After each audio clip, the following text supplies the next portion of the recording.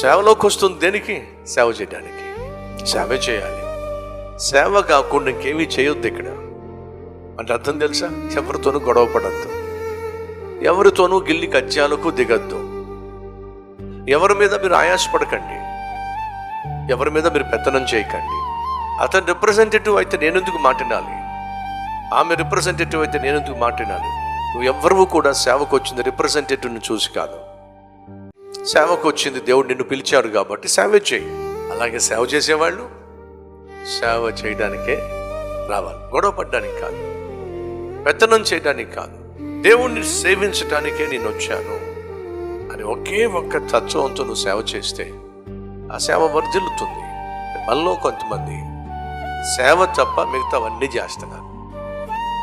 Groupism చేసేవాళ్ళు groupism చేస్తున్నారు, పెత్తనం చేసేవాళ్ళు పెత్తనం చేస్తున్నారు, బెదిరించేవాళ్ళు బెదిరిస్తున్నారు, ఎదిరించేవాళ్ళు ఎదిరిస్తున్నారు, వాళ్ళ మీద చెప్పేవాళ్ళు వీళ్ళు ఉన్నారు, వీళ్ళ మీద చెప్పేవాళ్ళు వాళ్ళు ఉన్నారు. ఏమిటిది?